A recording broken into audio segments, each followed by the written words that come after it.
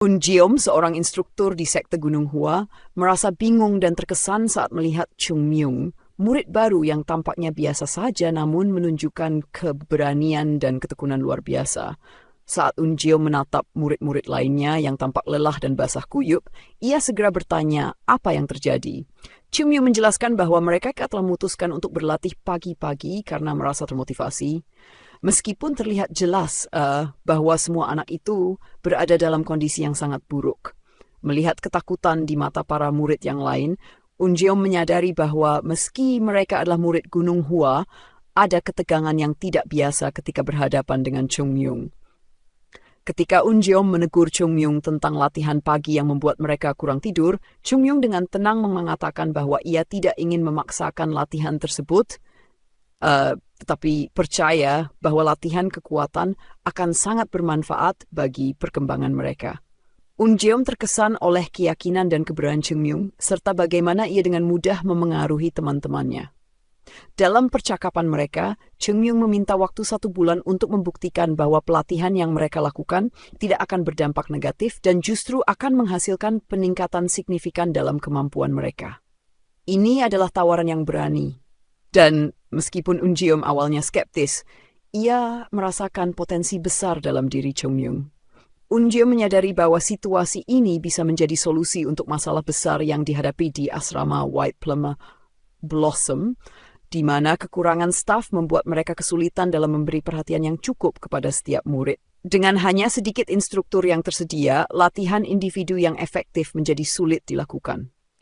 Jika Chung Myung dan bantu mengarahkan para murid dan meningkatkan pelatihan mereka, itu akan meringankan beban Unjeom dan memberikan harapan baru bagi perkembangan para murid di Gunung Hua. Meskipun masih meragukan beberapa aspek dari pendekatan Chung Myung, Unjeom akhirnya setuju untuk memberinya 1 bulan untuk menunjukkan hasil. Ia merasa bahwa ini bisa menjadi kesempatan berharga bagi para murid untuk belajar dan tumbuh. Unjeom yang terkesan dengan semangat Chung Myung merasa perlu untuk memahami motivasi di balik keputusan Chung Myung berlatih pagi-pagi. Saat bertanya, Chung Myung menjelaskan bahwa untuk menjadi lebih kuat, setiap murid perlu berusaha sendiri. Dan meskipun pelatihan di bawah bimbingan Sasuk sangat berharga, usaha pribadi juga penting untuk mempercepat kemajuan. Unjeom menyadari bahwa meskipun Chung Myung mengalami kesulitan dalam pelatihan hari pertama, ia tetap optimis dan percaya bahwa semakin banyak mereka berlatih, semakin baik hasilnya. Unjeom merasa senang melihat sikap positif Chung Myung, dan ia mulai berpikir bahwa dengan pemimpin seperti Chung Myung, para murid lainnya bisa terdorong untuk mencapai hasil yang lebih baik. Setelah memberikan dorongan kepada anak-anak untuk berlatih secara sukarela, Unjeom menyatakan bahwa jika mereka terus berlatih seperti ini, mereka akan mencapai hasil yang bagus. Namun, saat ia berbalik untuk pergi, ia menyuruh mereka untuk tidak membangunkan lagi di pagi hari, meninggalkan mereka dengan rasa bingung dan tidak percaya bahwa ia bisa begitu mudah melepaskan mereka. Chung Myung, di sisi lain, merasa frustrasi di balik senyumannya ketika menyadari bahwa situasi ini mungkin tidak seperti yang ia harapkan. Ia memanggil para sahyung, meminta bantuan dengan nada yang menunjukkan ketegangan di antara mereka. Akhirnya, dengan kesal, Chung Myung memerintahkan mereka untuk bergerak, yang menunjukkan bahwa meskipun ia memiliki semangat yang tinggi, tekanan dari situasi ini bisa menjadi tantangan bagi semua orang. Dengan demikian, harapan dan impian para murid muda menghadapi tantangan baru, dan mereka harus belajar untuk beradaptasi dengan kehadiran Chung Myung yang penuh semangat dan menantang. Unjeom dan Unam berbicara tentang seorang anak misterius bernama Chung Myung yang tiba-tiba muncul di Gunung Hua.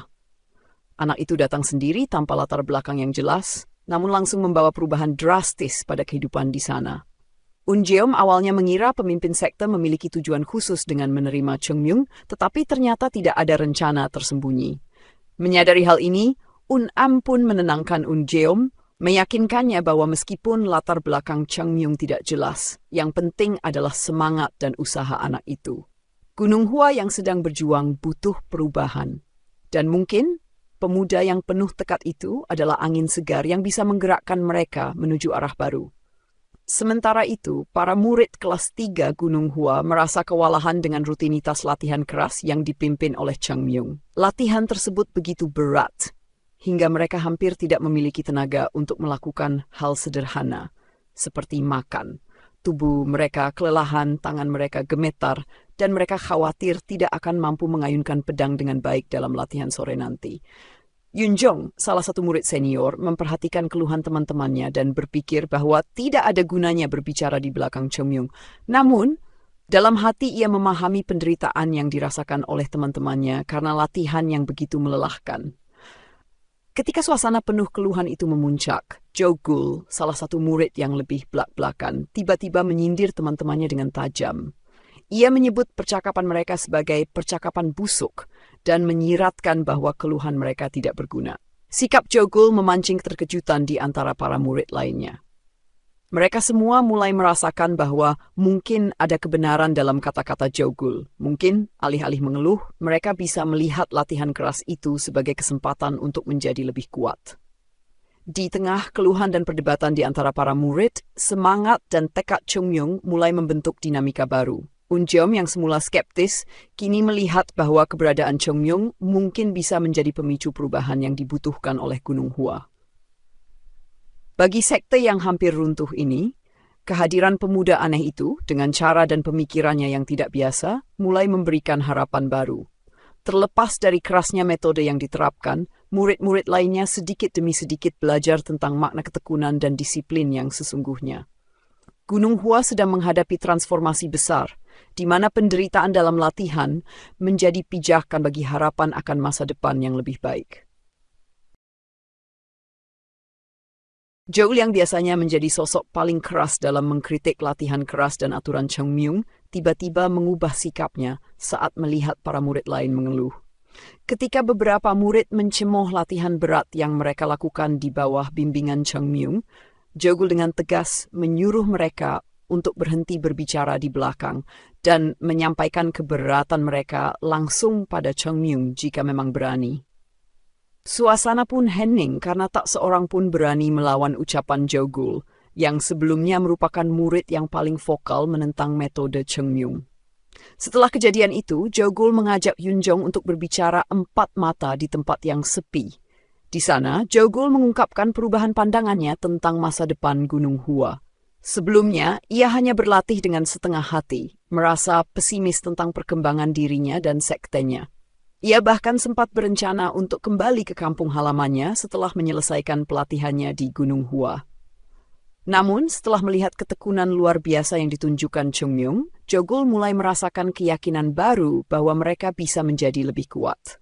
Jo Gul menjelaskan kepada Yun Jong bahwa selama ini mereka semua berlatih dengan sikap biasa-biasa saja, tanpa benar-benar memaksimalkan potensi mereka. Namun Chang Myung berbeda. Pemuda itu tidak hanya berlatih 2 kali lipat dari mereka, tetapi juga menggunakan beban yang jauh lebih berat dan melewati batas-batas fisiknya setiap hari tanpa menunjukkan tanda-tanda kelelahan. Melihat contoh seperti itu, Jo Gul mulai menyadari bahwa kekuatan sejati bukan hanya berasal dari teknik bela diri, tetapi dari kerja keras tanpa henti. Yun Jong, yang awalnya sedikit bingung dengan perubahan sikap Jo Gul, akhirnya ikut tergerak. Ia mulai merenungkan niatnya sendiri untuk terus bertahan di Gunung Hua, terlepas dari betapa sulitnya situasi sekte mereka. Ia sadar bahwa Gunung Hua adalah rumahnya, dan seperti Jo Gul, ia ingin memberikan yang terbaik untuk kemajuan sekte. Merasa terinspirasi, ia menyatakan kesediaannya untuk mendukung Jo Gul dan mengikuti metode latihan yang keras demi kebangkitan Gunung Hua. Keduanya akhirnya sepakat untuk menempatkan semangat dan usaha mereka di atas segalanya. Mereka sadar bahwa dengan tekad ini mereka bisa menjadi lebih kuat dan membawa perubahan besar pada generasi mereka di Gunung Hua. Mereka yakin bahwa dengan mengikuti disiplin latihan yang luar biasa dari Chang Myung, bukan hanya mereka berdua yang akan berkembang, tetapi juga seluruh sekte. Chang Myung duduk di atas pohon, Menyaksikan dari kejauhan bagaimana Yun Jong dan Jo Gul saling berbicara dengan serius setelah latihan keras yang ia paksakan pada mereka. Dengan bola nasi di tangannya, ia tersenyum melihat semangat pantang menyerah keduanya. Walaupun latihan yang ia berikan begitu berat, Yun Jong dan Jo Gul justru tidak mundur. Alih-alih menyerah atau mengeluh, mereka semakin bertekad untuk menjadi lebih kuat. Baginya, ini adalah pertanda baik. Jika keduanya dapat mempertahankan tekad seperti ini, mereka mungkin akan menjadi pilar utama bagi masa depan Gunung Hua. Chang Myung berpikir jika mereka dilatih dengan baik, keduanya akan sangat berguna bagi sekte ini. Menemukan murid yang tangguh dan ulet seperti mereka bukan hal yang mudah. Biasanya murid yang tak sanggup menanggung latihan berat akan menyerah. Tetapi Yun Jong dan Jo Gul justru bertahan dan terus berusaha memperbaiki diri. Chung Myung merasa kagum pada sikap mereka, terutama pada Jo Gul, yang meskipun telah dipermalukan oleh Chung Myung, seorang yang lebih muda darinya, masih menaruh hormat dan menganggapnya sebagai inspirasi untuk melampaui batas dirinya sendiri. Namun, terlepas dari kepuasan tersebut, Chung Myung tahu bahwa perjalanannya masih panjang. Ia membutuhkan tubuh yang lebih kuat untuk benar-benar mewujudkan potensinya.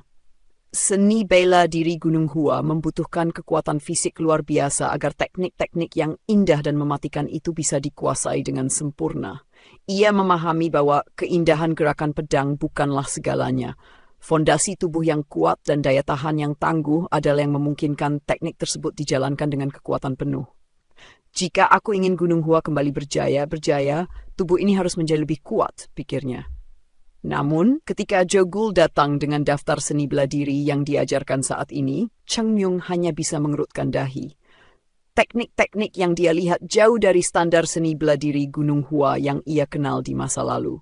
Teknik yang ada sekarang menurutnya tidak lebih dari teknik kelas rendah yang tidak akan berguna dalam pertempuran nyata.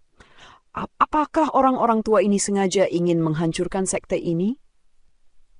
Rasa frustrasi Chung Myung bertambah ketika Jo Gul menceritakan peristiwa yang terjadi setelah ia, sebagai pendekar Plum Blossom, berhasil mengalahkan iblis surgawi. Rupanya setelah pertempuran itu, para pengikut sekte iblis menyerang Gunung Hua untuk balas dendam, menyebabkan banyak kerusakan dan mengakibatkan hilangnya banyak warisan seni bela diri sekte tersebut. Bahkan, sebagian besar murid dan tetua Gunung Hua saat itu tidak mengetahui siapa yang sebenarnya membunuh iblis surgawi, karena mereka semua tewas dalam serangan balasan. Pendekar Plum Blossom yang berjasa besar dirinya justru tidak dikenal, dan pengorbanannya tampak seolah-olah sia-sia. Chung Myung terdiam sesaat merasakan ironi hidupnya yang tak terhindarkan. Aku berjuang hingga titik darah penghabisan demi Gunung Hua, tetapi malah meninggalkan sekte ini dalam keadaan hancur. Perasaan getir memenuhi hatinya saat ia menyadari bahwa tidak ada yang tahu jasa besarnya. Tak seorang pun yang mengingat bahwa dialah yang memenggal kepala iblis surgawi. Gunung Hua kini hanya mengenang pendekar Plum Blossom sebagai sosok samar tanpa mengetahui apa yang sebenarnya ia lakukan. Dengan tawa getir, Chung Myung bergumam pada dirinya sendiri. Jadi, semua orang mati sebelum sempat menyebarkan kisahku, ya? Ia tertawa sinis, merasakan kepedihan yang tak terucapkan. Setelah melalui banyak penderitaan dan mengorbankan nyawanya, ia kembali ke dunia ini hanya untuk mendapati Gunung Hua dalam keadaan runtuh dan namanya dilupakan oleh sejarah. Namun, meski kenyataan pahit ini menekannya, ia tak berniat menyerah. Justru ia semakin bertekad untuk mengembalikan kejayaan Gunung Hua dengan kemampuannya yang masih tersisa. Chung Myung, sang murid legendaris Gunung Hua yang sebelumnya dikira sudah tiada, kembali ke dunia untuk menemukan sektenya dalam keadaan yang sangat menyedihkan.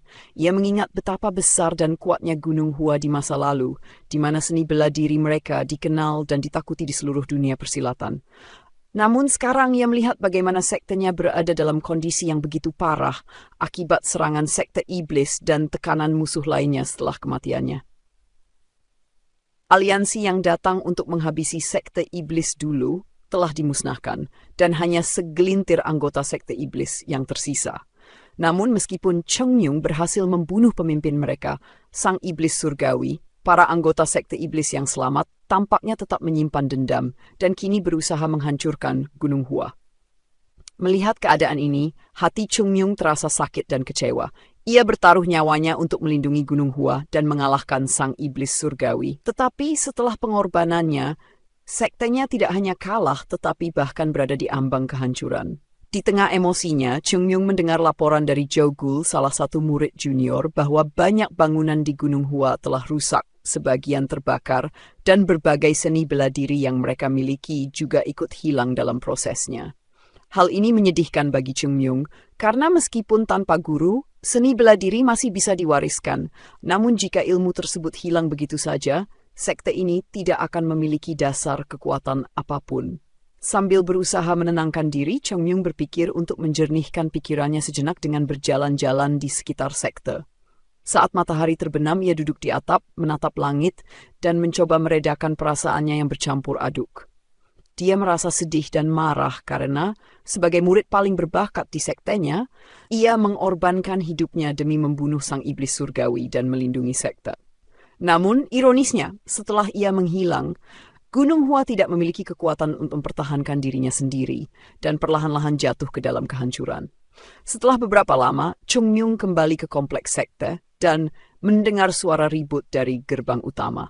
Dia melihat sekelompok orang berteriak dan meminta pemimpin sekte keluar. Para murid dan tetua sekte yang tersisa berusaha menahan para penyusup ini, namun mereka tampak kewalahan. Chung Myung merasa bingung dan marah melihat situasi ini, tetapi yang mengejutkan lagi ketika ia mendengar tuntutan orang-orang itu. Mereka tidak datang untuk menantang atau menghina sekte, tetapi mereka datang untuk menagih hutang yang belum dibayar Gunung Hua. Chung Myung menatap pemimpin sekte Yun Jong yang tampak canggung dan malu di hadapan para penagih hutang.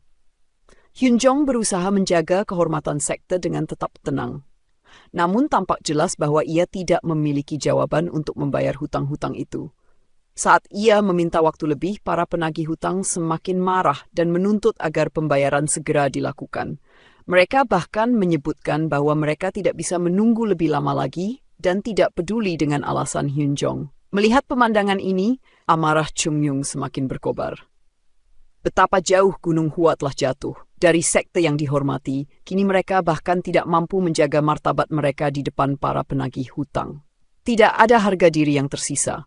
Sekte ini sudah berada di titik paling rendah dalam sejarahnya. Di satu sisi, Chung Myung merasa ingin mengutuk keadaan ini, tetapi di sisi lain, ia tahu bahwa ini adalah kenyataan yang harus ia terima. Jika ia ingin membangun kembali sekte ini dan mengembalikan kejayaan Gunung Hua, maka ia harus memulai dari nol dan bekerja lebih keras dari sebelumnya.